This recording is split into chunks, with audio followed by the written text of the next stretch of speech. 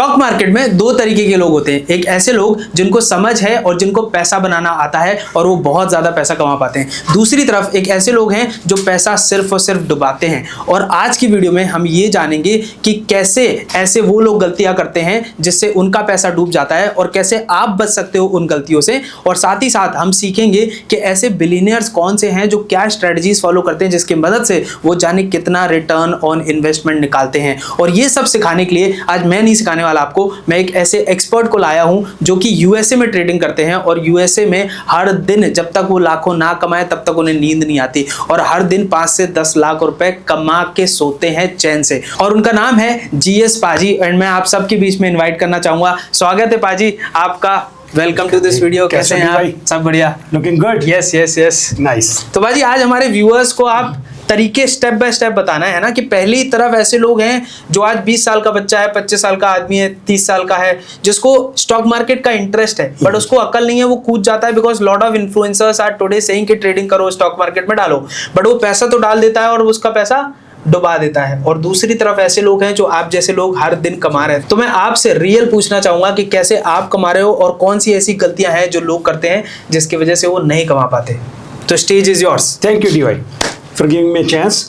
सबसे पहले तो दोस्तों बात ऐसी है कि स्टॉक मार्केट में अंधाधुंध पैसा है। अगर आपको समझ है इतना पैसा दुनिया में किसी बिजनेस में नहीं है जितना स्टॉक मार्केट में है। अगर आपको समझ आ जाए तो with the passage of time पिछले कुछ सालों से स्टॉक मार्केट इतनी इजी हो गई है समझने में। टेक्निकल चार्ट्स हैं, लोगों के पास इंफॉर्मेशन है। पहले इंफॉर्मेशन नहीं हुआ करती थी तो लोगों को र्यूमर्स, इनसाइड इंफॉर्मेशन लेके स्टॉक्स पे ट्रेड करना पड़ता था। अब तो ट्रांसपेरेंसी इतनी हो गई है कि हर इंफॉर्मेशन वेबसाइट पे आप ले सकते हो, अवेलेबल है। कंपनीज को एक्सचेंज में सारी इंफॉर्मेशन देनी पड़ती है। छोटा सा भी कोई कोलैबोरेशन हो गई किसी से वो भी बतानी पड़ती है। तो इंफॉर्मेशन का जमाना है।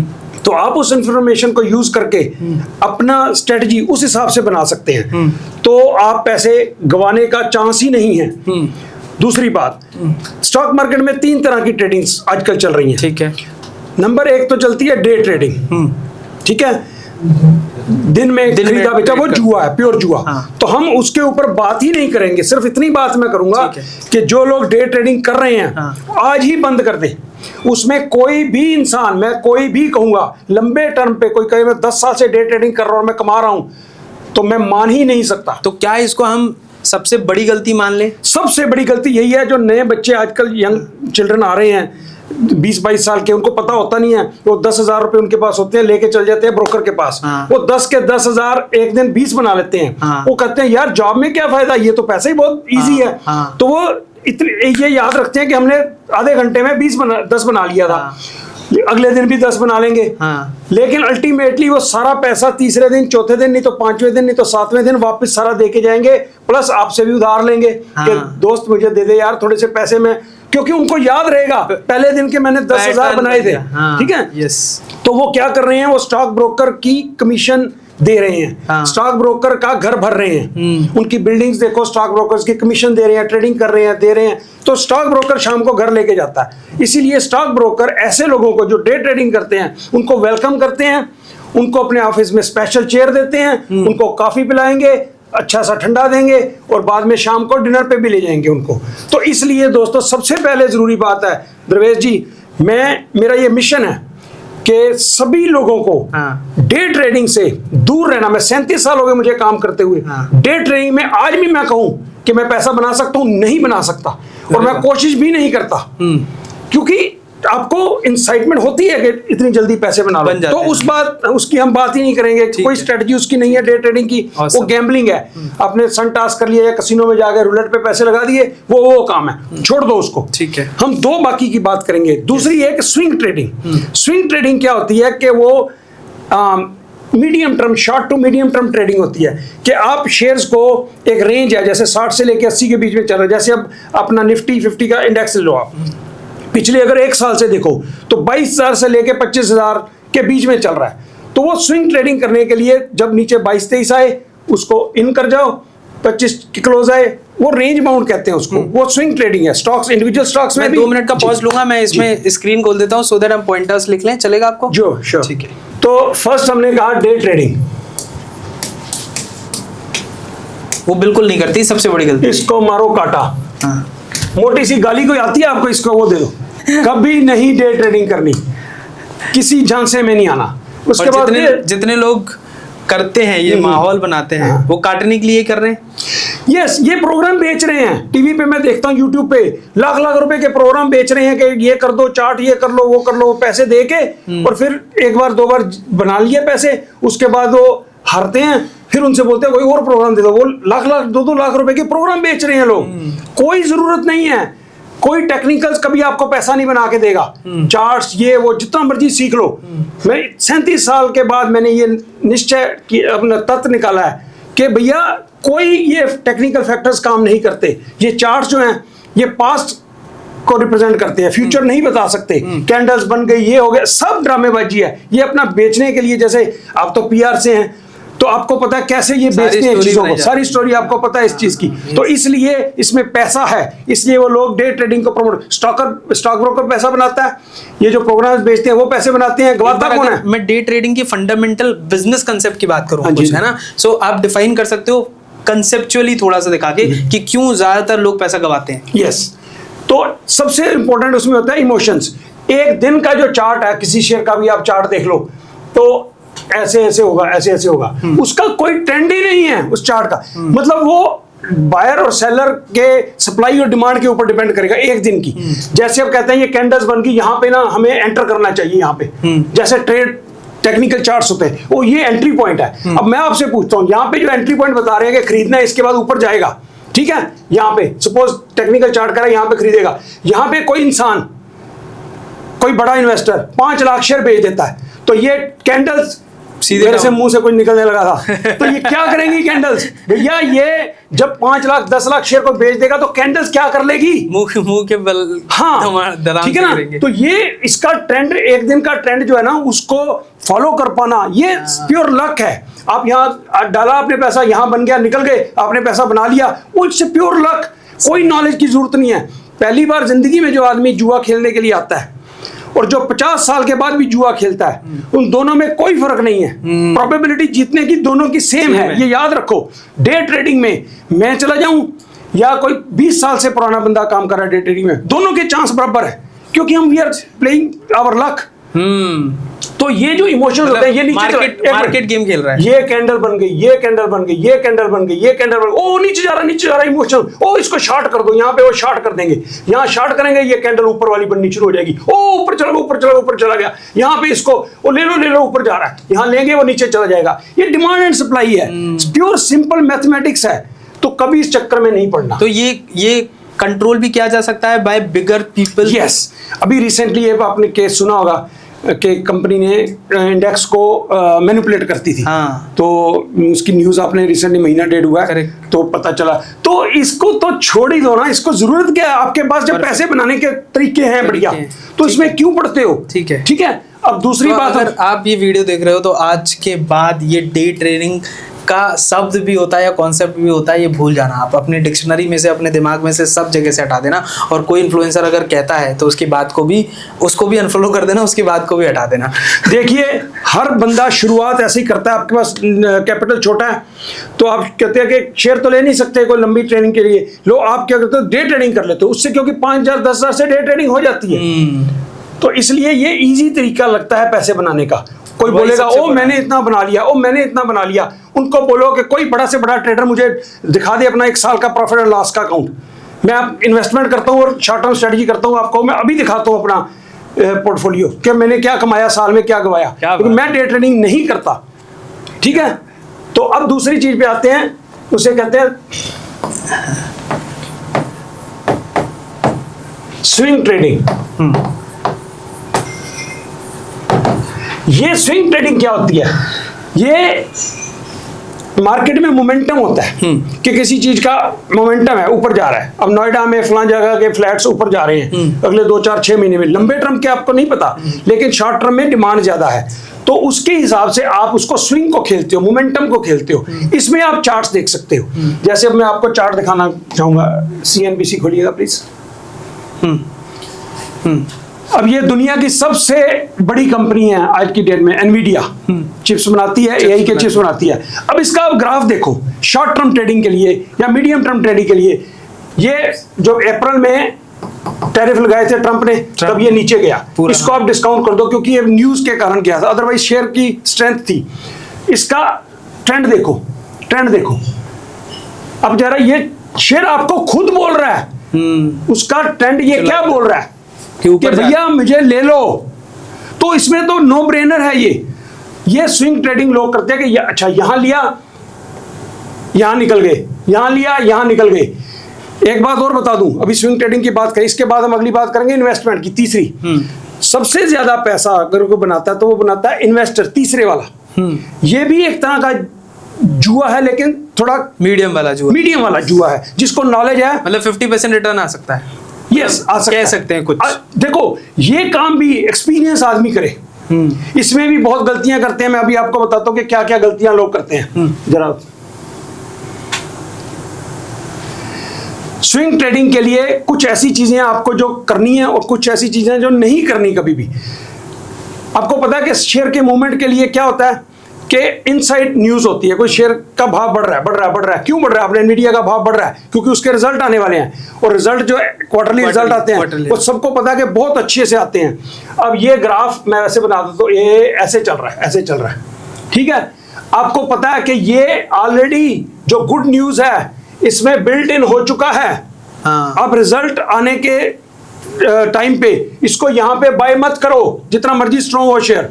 लोग क्या करते हैं normally, public they buy on news. But इन जो सियाने घाघ होते हैं ट्रेडर, जो स्विंग ट्रेडर हैं, they sell on news, buy on rumour. Rumour पे उसको खरीदो, न्यूज पे बेचो। हम लोग क्या करते हैं, हम लोग आपने पूछा कि नुकसान क्यों करते हैं लोग। नुकसान क्या करते हैं, जब कंपनी का न्यूज आया एक दिन, आप अखबार में पढ़ते होंगे कि यार न्यूज पे देखते हो कि फलान रिलायंस की पुरानी कंपनी से कोलैबोरेशन हो गई। खुद ही कंपनी, ये हम पीआर में ही तो करते हैं हम, कि हर एक कंपनी जब भी कोई इसका ऑफिशियल स्टेटमेंट निकलना होता है तो they send a press release, इसको प्रेस रिलीज बोलते हैं हम लोग। तो वो प्रेस नोट मीडिया में जाता है कि हमारा कंपनी कोलैबोरेशन कर रही है, या let's suppose rising star communication ने इसके साथ पार्टनरशिप किया, तो वो न्यूज बनती है। एग्जैक्टली वो न्यूज क्या होता है, न्यूज होता है पब्लिक के लिए। जो सियाने लोग हैं उनको ऑलरेडी पता होता है कि इनकी बातचीत चल रही है, जो ट्रैक करते हैं उस स्टॉक को, बातचीत चल रही है, इनका ये आने वाला है, तो ऑलरेडी स्टॉक प्राइस में बिल्ट हो चुका है। यहाँ पे र्यूमर शुरू हुई कि कोलैबोरेशन की बात चल रही है, यहाँ पे शेयर बढ़ना शुरू, इनसाइडर्स ने या जानकार लोगों ने खरीदना शुरू किया। इन्वेस्टर कब खरीदता है? जब अखबार में न्यूज आ जाती है यहाँ पे कि भैया इसकी कोलैबोरेशन हो गई, तो वो तो हो गया, बस खत्म कहानी होगी, उसकी भोग पड़ गया उसका। उस न्यूज के बाद इन्वेस्टर यहाँ पे खरीदेगा। जो ट्रेडर है, सियाना ट्रेडर, वो न्यूज पे सेल ऑन न्यूज, लिखा हुआ सेल ऑन न्यूज। कभी कोई किसी कंपनी का बहुत बढ़िया न्यूज आए, उसी दिन बेचो उसको, बेस्ट टाइम है उसको बेचने का। मूर्ख लोग उस दिन खरीदते हैं, सियाने लोग उस दिन बेचते हैं, क्योंकि वो ऑलरेडी बिल्ट इन हो चुका है। उसी के कारण ये यहां तक गया शेयर, उसी न्यूज के कारण, र्यूमर के कारण, या इनसाइड इंफॉर्मेशन के कारण, या नॉलेजेबल लोगों के कारण। तो आम आदमियों को डंप करते हैं, वो करते हैं, शेयर इकट्ठा कर लेते हैं, एक्यूमुलेशन उसे कहते हैं। यहां से वो एक्यूमुलेट करना शुरू कर देंगे, एक्यूमुलेट शुरू कर देंगे। यहां पे जिस दिन news I, first day in the morning news आते ही ये खरीद रहा, वो खरीद रहा, डिमांड है मार्केट में, वो डंप करेंगे। उसके बाद कभी आप अच्छे रिजल्ट किसी कंपनी के आ जाए, शेयर नीचे जाएगा। हमेशा बाय ऑन बैड न्यूज, किसी कंपनी की शेयर का बुरा न्यूज आ जाती है आपको, that is a time to buy the dip. अच्छी फंडामेंटल कंपनी है जो, उसको बाय करने का सही टाइम वही है। पर ये इसमें डिस्क्लेमर है, कंपनी लॉन्ग टर्म और अच्छी होनी चाहिए। वो हाँ एग्जैक्टली, उसके फंडामेंटल्स जिसके स्ट्रॉन्ग हैं, और कोई ऐसा न्यूज आ गया जैसे उसका सीईओ कंपनी का या मैनेजिंग डायरेक्टर है वो मर गया, डेथ हो गई, तो उसके शेयर एकदम नीचे आएगा। तो भैया कंपनी का बिजनेस मॉडल नहीं खत्म हुआ, सीईओ दूसरा आ जाएगा। वो टाइमली न्यूज है, that is a time to get in, उसे कहते हैं बाय द डिप। ठीक है, buy the dip sell the rally. ये एक और पॉइंट है, जो अच्छे ट्रेडर्स हैं वो रैली को बेचते हैं। अब यहां से मार्केट शुरू हुई, होते होते यहाँ ऐसे करते करते करते यहां तक चली गई है। ओ भैया ये रैली है शॉर्ट टर्म, आप उसका चार्ट देखो, ये चल रहा है। अब यहां पे जाके जो खरीदेगा उसके चांस तो कमाने के कम है ना, अनलेस एंड अनटिल ये चेन को तोड़ेगा। और तोड़े थे। राइट। तो जो ट्रेडर की बात कर रहा हूं, अभी मैं इन्वेस्टर की बात नहीं शुरू की हुई, अभी मैंने सिर्फ ट्रेडर की बात की, शॉर्ट 2 महीने 3 महीने 4 महीने शॉर्ट टर्म ट्रेडर, उसको यहां पे निकलना बनता है। और लालच, स्टॉक मार्केट कैसे चलती है? फियर और ग्रीड के ऊपर, फियर एंड ग्रीड। फियर होता है कि जब मार्केट टूटती है थोड़ी सी, किसी news, Modi ji election last year आपको याद है 350 सीटों की उम्मीद थी, आई कितनी 270, इंडेक्स कितना गिरा था? 500 पॉइंट, बीएससी इंडेक्स 5000 पॉइंट गिरा था एक दिन में। तो जो डर रहे थे, फियर किक्ड इन, तो लोगों ने, इन्वेस्टर्स ने, आम ने धड़ाधड़ बेचा। वो नीचे जाके बेचते हैं, तो जो सियाने लोग हैं वो डिप को बाय करते हैं। उनको पता है भाई मोदी जी, गवर्नमेंट तो बनी जानी है, मोदी जी की नहीं बनी किसी और की भी बन जाती, तब भी इंडिया के स्टॉक मार्केट तो भैया लॉन्ग टर्म ट्रेंड उसका अप ही है। तो ऑलवेज ये इमोशंस पे कंट्रोल करना होता है, लेकिन डर जो है ना वो आपको नुकसान पहुंचाता है। तो डर पे ऊपर काबू करो और इमोशंस के ऊपर काबू करो। इसमें एक चीज और है बाजी, ऐसा मैं सोचता हूँ कि जो डर रहा है ना, फॉर एग्जांपल, वो हो सकता है उसके पास पैसे लिमिटेड हैं, तो इस चक्कर में वो सोचता है कि ये पैसा है फटाफट निकाल लो। But the person who has a lot of money में बी, एंड उसका कुछ पार्ट अगर वो डाल रहा है तो वो इतना डरेगा नहीं, because he is not dependent on that money. तभी कहते हैं जब आप ट्रेडिंग करते हो या इन्वेस्टिंग जो भी करते हो, कभी भी बोरोड मनी से ना करो। बोरोड मनी डराती है आपको, डर होता है कि भैया 2 महीने के लिए मैंने पैसे किसी से लिए, उसको वापस करने हैं। तो अगर वो 2 महीने के अंदर वो आपका स्टॉक नीचे जा रहा है तो आप बेच जाते हो, तो फिर बाद में ऊपर चला जाता है, तो फिर आप क्या कहते हो कि यार हो, मैं तो यार जब बेचता हूँ शेयर ऊपर चला जाता है। आपने अक्सर सुना होगा लोगों को, जो नालायक लोग हैं ना, जो हारते हैं, वो यही कहते हैं यार जो मैं शेयर खरीदता हूँ वो नीचे चला जाता है, जो मैं बेचता हूँ वो ऊपर चला जाता है। तो भैया इसीलिए होगा क्योंकि आप फियर और ग्रीड के चक्कर में हो। ये बहुत बढ़िया बात आपने बोली कि दोस्तों कभी भी आप किसी और के पैसों से पैसा उधार लेके, घर गिरवी में रख के, बैंक से लेकर कोई भी ऐसा पैसा ना लगाओ जहां आप फंसो। आप पहले अपनी एक्टिव इनकम डेवलप करो, पैसा बहुत सारा कमाओ, उसमें से फिर कुछ पार्ट स्टॉक मार्केट या ट्रेडिंग में डालो, ताकि स्विंग ट्रेडिंग में डालो, जो पाजी अभी और आगे बताने वाले, ताकि आप फियर में ना रहो और अच्छा पैसा बनाओ। अच्छा, स्विंग ट्रेडिंग में एक बहुत इंपॉर्टेंट चीज और मैं बताने लगा हूं जी, वो ये है कि कोई आपने ट्रेड लिया, आपने 2-3 महीने के लिए लिया, लंबा के लिए नहीं लिया। तो अगर आप कोई ट्रेड में ऐसे जा रहा है, स्टॉक ऐसे जा रहा है, कहीं पे भी आपने उसमें एंटर कर गए, तो आपको जब एंटर किया तो उसकी कोई बैड न्यूज आ गई, ठीक है, फंडामेंटल्स उसके बिगड़ गए उसके, या कोई उस सेक्टर के बारे में आ गई, जैसे डिफेंस का सेक्टर है, चल रहा है, आपने उसमें एंटर कर दिया, तो अभी युद्ध खत्म हो गए, शांति हो गई, तो डिफेंस वाले की डिमांड कम हो गई, बम मिलने बिकने बंद हो गए, तो आप वो टेक्निकल फंडामेंटली चेंज होगी सिचुएशन, करेक्ट, तो आपका वो वाला स्टॉक नीचे गिरना शुरू हो गया। ठीक है भैया, जो इन्वेस्टर क्या करते हैं गलती, उनमें ईगो आ जाती है, एंगर आ जाता है, I can not be wrong, no my decision, अपने आप को गलत साबित, कोई मानता ही नहीं कि मैं गलत हूं, ठीक है ना, तो वो ईगो वो उसको क्या करती है, नीचे जा रहा है, कोई नहीं, अभी मैंने 60 रुपए में लिया, अभी 50 आ गया, 47 आ गया, वो उसको होल्ड करेंगे, टाइट कर लेंगे कि भैया मानेंगे नहीं कि मैंने गलत ट्रेड ले लिया, 60 पे गलत ट्रेड लिया, 55 आ गया, निकल जाओ, बेचो, 5 रुपए का नुकसान करो, निकल जाओ, और ट्रेड ले लो, 10 ट्रेड लोगे, 10 में से 9 में से प्रॉफिट है, 1 में नुकसान हो गया, क्या हो गया, ह्यूमन बीइंग है हम, भगवान तो नहीं है, सही बात, ट्रेडिंग करोगे, कोई गलतियां भी करोगे, कभी कोई गलत ट्रेड अगर आपको लगे कि हो गया है, ईगो नहीं आने देनी है कि भैया मैं गलत नहीं हो सकता, मैं तो सही हूं। तो यस बैंक में क्या हुआ, मेरे पास जानने वाले बहुत हैं, 300 रुपए का शेयर था यस बैंक, कब की बात, 3-4 साल पहले, ठीक है, 350 तक भी शायद गया हो, 280 आया, उसका गड़बड़ होनी शुरू हो गई, उसके लॉसेस हो गए, उसके फंडामेंटल्स चेंज हो गए, 200 आ गया, जिसने 300 में लिया, मेरे जानने वाले बहुत से हैं, और फिर वापस जाएगा 300, फिर ऊपर जाएगा, और भैया उसके फंडामेंटल चेंज हो चुके हैं, ठीक है, निकल जाओ, 200 में निकल जाओ। लेकिन जो आदमी 300 में जिसने लिया ना, अपने आप को कहेगा यार 10,000 का लॉस होगा, मैं बेचूंगा, वो 10,000 का होगा, आगे जाके 20 का होगा, 20 से तो बचोगे, कहीं और कमा लो, तो ये 200 हो गया, नहीं बेचेंगे, 150 हो गया, और खरीदेंगे, और उधार पैसे ले लेंगे किसी से कि ध्रुवेश जी पैसे देना जरा मेरे को, और लगा देंगे, करते करते 10,000 शेयर हो जाएंगे कैपेसिटी से बाहर, भाव आ गया उसका 100, तो उनका 100 भी मिट्टी है, 100 से 80, अभी 15 रुपए का भाव आ गया यस बैंक का।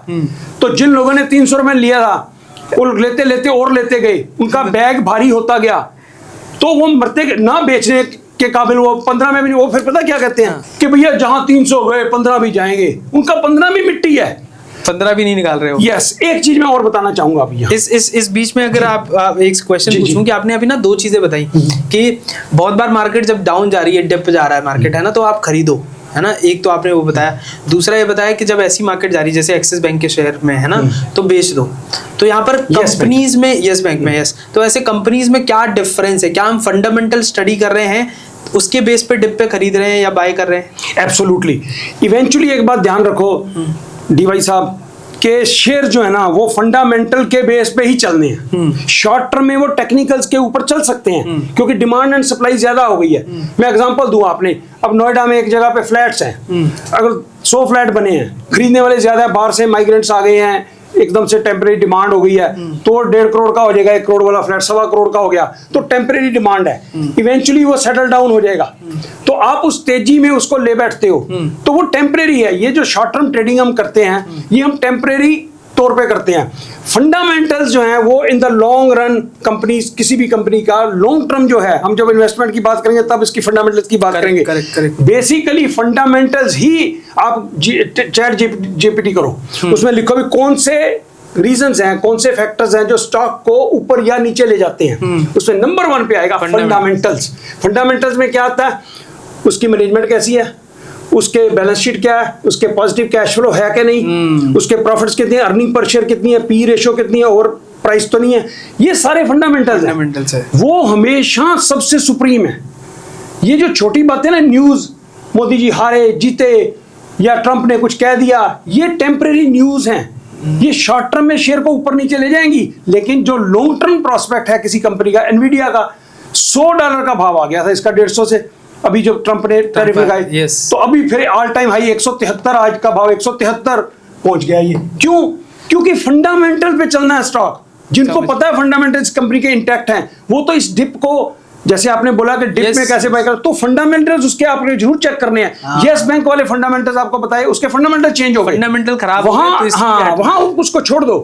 लेकिन जो अगर फंडामेंटल्स वही हैं, कंपनी अच्छा काम कर रही है, उसका माल बिक रहा है बाजार में, मैनेजमेंट अच्छी है, सब कुछ ठीक है, तो उसका जो न्यूज के कारण उसका प्राइस नीचे गया, उसको अपॉर्चुनिटी समझ गया। ये बहुत जरूरी है। Very good point. तो अभी मैं एक पॉइंट बताने जा रहा था जी, कि एंगर वाली बात थी कि एंगर से आप कभी भी प्रॉफिट या लॉस को बुक कर लो। अच्छा, उसके बाद एक और चीज होती है, अब फियर तो हो गया ये कि नीचे जा रहा है, नीचे आ रहा है, डर के बेच जाओगे आप, नीचे बेचोगे।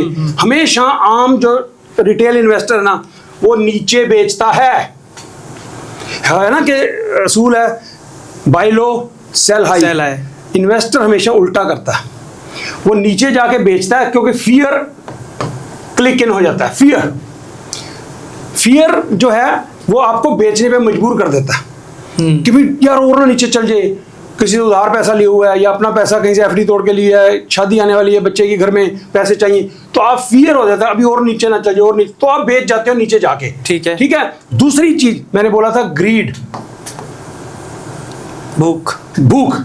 ये 2 चीजें स्टॉक मार्केट को चलाती हैं। स्पेकुलेशन पार्ट है ना जो स्टॉक मार्केट, एक तो फंडामेंटल पार्ट हो गया, जो स्पेकुलेशन पार्ट है उसको ग्रीड और फियर, ये 2 चीजें चलाती हैं। इनके कारण ही डिमांड और सप्लाई बढ़ती है या घटती है। जैसे फ्लैट बढ़ रहे हैं, 1 करोड़ का 1.25 हो गया, 1.25 का 1.5 हो गया, तो जिसके पास एक फ्लैट लेने के पैसे हैं वो क्या करता है, कहता है यार 2 लाख रुपए दे के फ्लैट बुक होता है, चलो मैं 4 करवा देता हूँ। सुना है ऐसे, होता है ना ऐसा, 4 बुक करवा देता हूँ, क्योंकि पिछले 2-3 साल से ऐसा ही हो रहा है, ठीक है ना। तो वो क्या करता है, पैसे उधार लेके वो ले लेता है। उसमें ग्रीड आ गई। कभी एक लेने की कैपेसिटी है आपकी, होल्ड कर सकते हो आप उसको लेके, तो एक ही लो करो। सही बात है। उधार लेके 4 ले लोगे, जैसा भाव नीचे आएगा आपको नुकसान होगा, आप डर जाओगे, फियर, आप होल्ड नहीं कर सकते।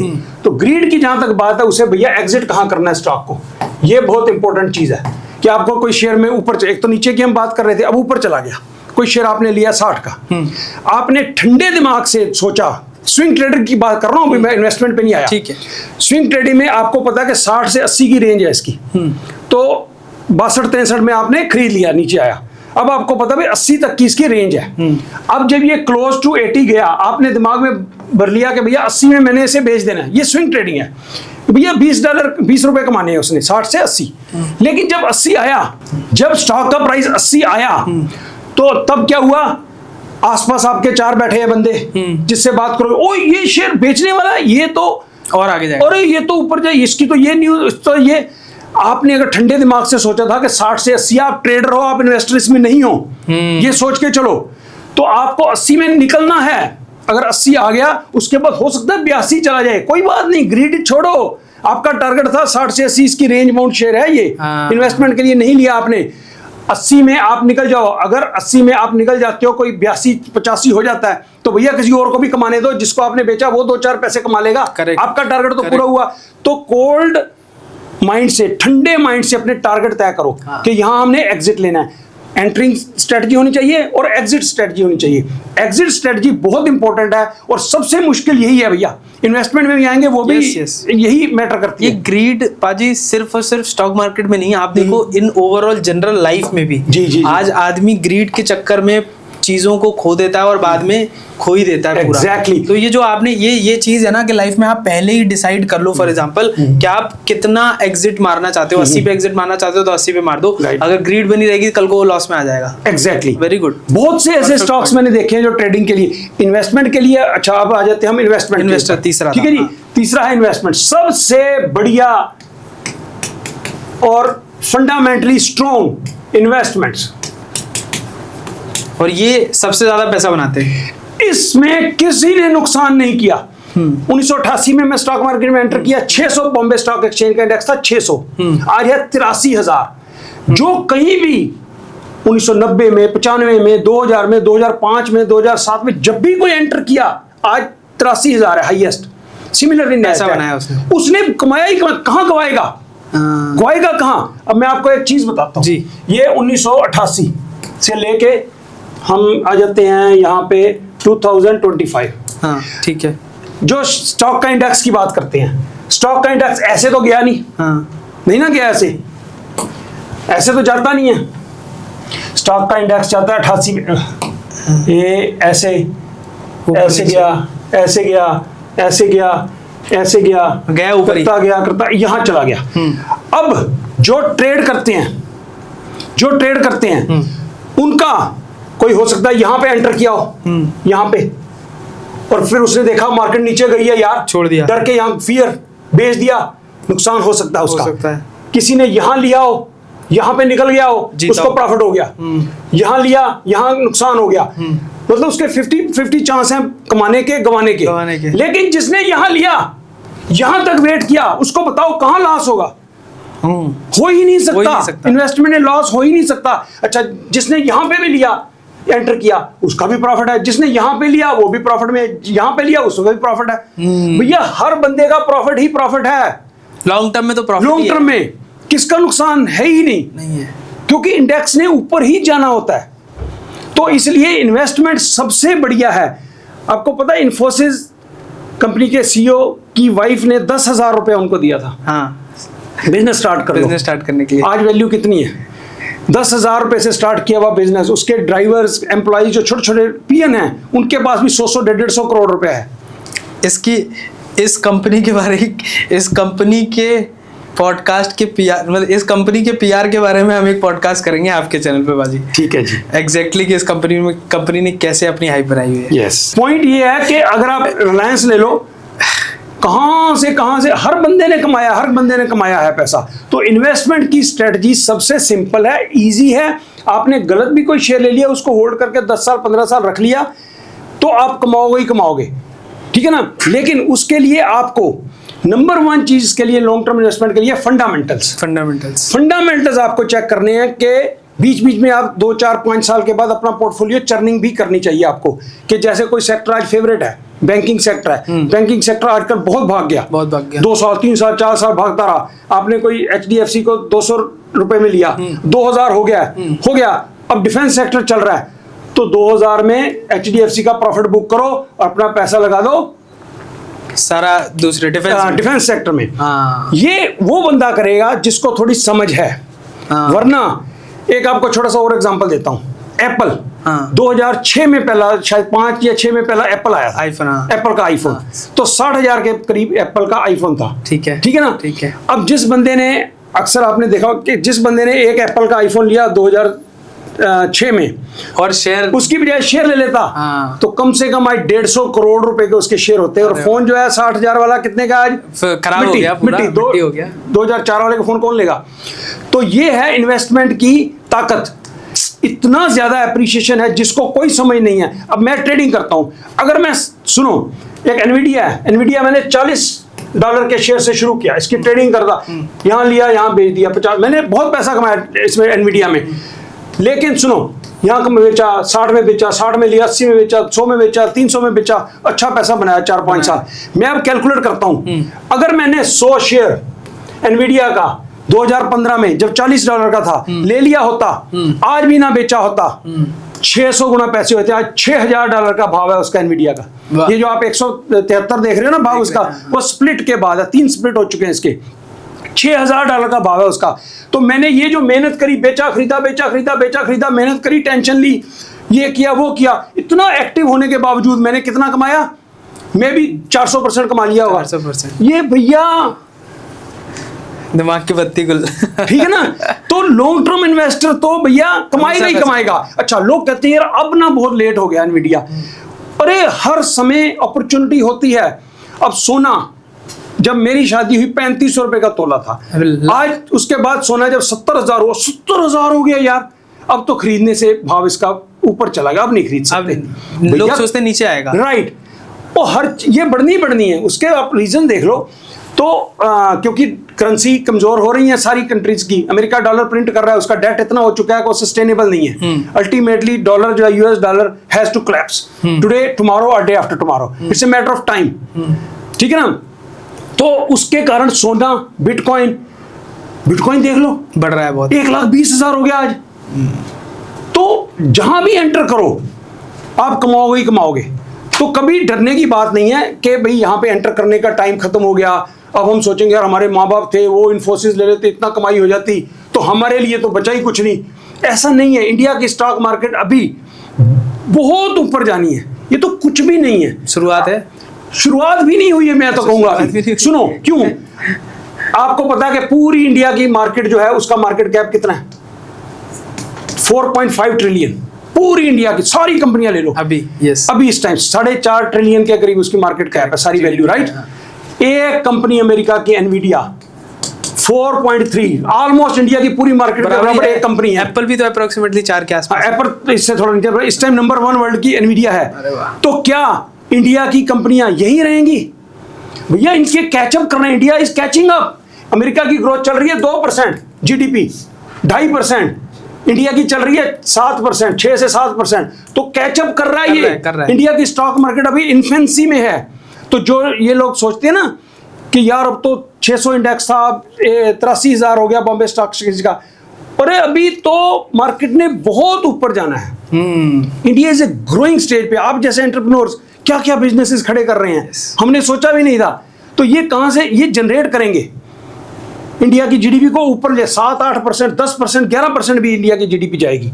तो इसलिए इंडिया के स्टॉक मार्केट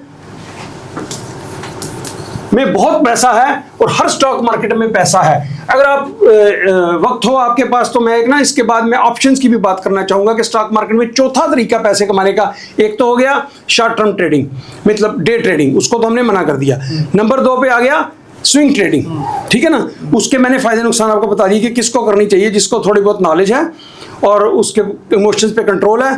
तीसरा हो गया इन्वेस्टमेंट लॉन्ग टर्म, ठीक है ना? चौथा होता है एक ऑप्शन ट्रेडिंग। तो दोस्तों हमने 3 चीजें सीखी आज। पहला आपने डे ट्रेडिंग जो बोला पाजी ने कि बिल्कुल भी नहीं करनी, और दूसरा स्विंग ट्रेडिंग जिसमें सारी चीजें बताई कि कौन सी गलती करनी है, कौन सी गलती नहीं करनी, कौन सी चीजें ऐसी अपनानी है जिससे आप पैसा बनाओ। और तीसरा सबसे बेस्ट जिसमें एक से एक बड़ा आदमी हमेशा पैसा बनाता है वो है इन्वेस्टमेंट। एंड अब आपने बहुत सारे ऐसे इन्फ्लुएंसर्स देखे होंगे, फाइनेंस इन्फ्लुएंसर, जो फेक होते हैं। इसका मतलब वो ये सारी चीजें बताते तो हैं बट खुद नहीं करते। उनके कोर्सेज कोर्सेज आप लाखों रुपए के खरीदोगे कि कैसे स्टॉक मार्केट से पैसा बनाएं, कैसे ट्रेडिंग से पैसा बनाएं, बट अगर आप उनका खुद का पोर्टफोलियो देखोगे तो हो सकता है वो लॉसेस में हो। और इसीलिए मैं चाहता हूं कि आप जिनको सुन रहे हैं उनका पोर्टफोलियो देखें और आप खुद बिलीव करें कि उन्होंने जो आज सारी चीज़ें बताई हैं वो खुद पर इंप्लीमेंट करी हैं और प्रैक्टिकल आपको लाइफ टिप्स दे रहे हैं, प्रैक्टिकल आपको ट्रेडिंग टिप्स दे रहे हैं ताकि आप वो इंप्लीमेंट कर पाओ और पैसा बना पाओ। तो पाजी हम जानेंगे आपका आज पोर्टफोलियो कि आपने कितना पैसा बनाया है, आप डेली बेसिस पे कितना पैसा कमा रहे हो, ये ईयरली प्रॉफिट एंड लॉस आपका क्या है। ठीक है, ये जनाब मेरे अकाउंट में लॉगिन हूं मैं। हाँ। ये पोर्टफोलियो परफॉर्मेंस है। ये एक अकाउंट है, हमारे जॉइंट वाइफ के साथ अलग है, मेरी वाइफ का अलग से है। एक अकाउंट मैं आपको दिखाता हूं जिसमें मैं ज्यादा ट्रेड करता हूं। ये देखो जी, इसका समरी अगर आप देखो तो ये डे चेंज है। आज तो मार्केट डाउन है इसलिए $117 प्रॉफिट दिखा रहा है, फिर भी मार्केट डाउन होने के बाद 1 ईयर चेंज। ये आप देखो $2,35,099 का प्रॉफिट है मुझे एक साल में। 50% रिटर्न लिया मैंने एक साल में। अब इसका अलग से 3 महीने का रिटर्न देखो, 15% रिटर्न है लास्ट 3 मंथ्स में। $94,000 पिछले 3 महीने में बने हैं। 6 महीने में अगर आप देख लो $70,000 बने हैं पिछले 6 महीने में। ईयर टू डेट जनवरी से लेके अब तक $1,20,000 बने हैं और मेरा पोर्टफोलियो की टोटल वैल्यू है $7,06,015।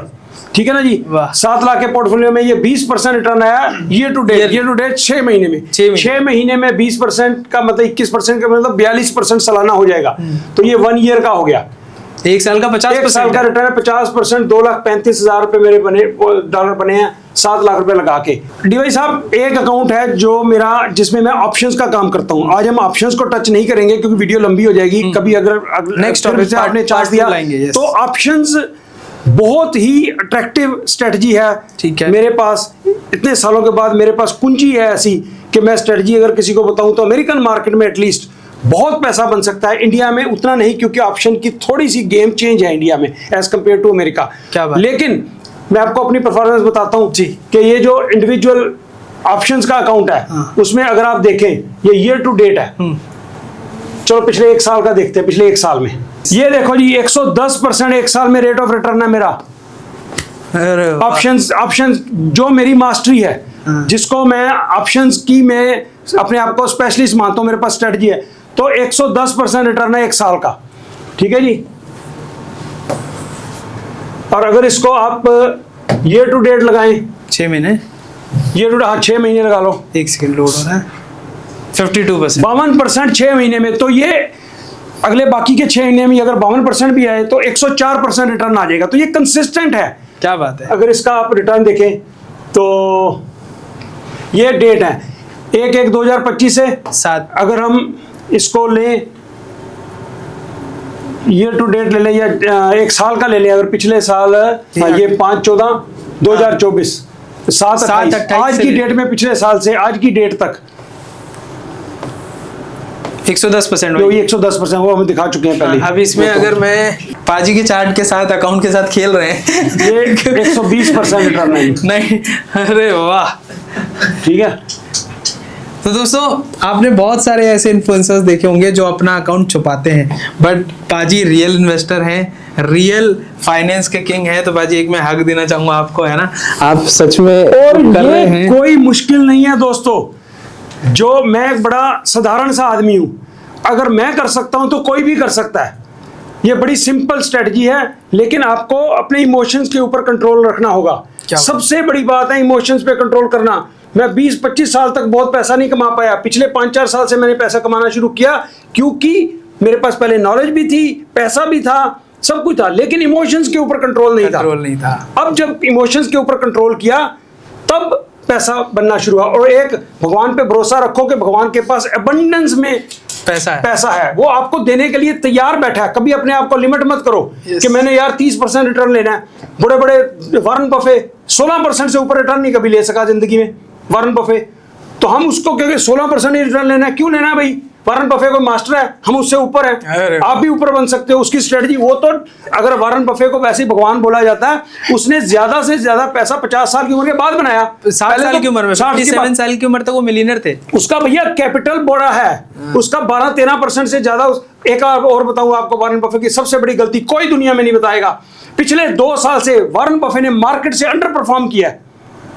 पिछले 2-2.5 साल से। क्यों कि 2 साल पहले वॉरेन बफे की इंटरव्यू मैंने सुनी थी, वो कहता कि मार्केट इज ओवर प्राइस्ड, तो उसने कैश इन कर लिया था शेयर एप्पल के, ये वो उसके एप्पल में बहुत बड़ा स्टेक है उसका, सारे शेयर उसने बेच के उसके पास $200 बिलियन उसका कैश पड़ा हुआ। कैश में क्या बनेगा, 4% रिटर्न आता है उसको जो ट्रेजरी बॉन्ड्स खरीदता है। तो he has not made money.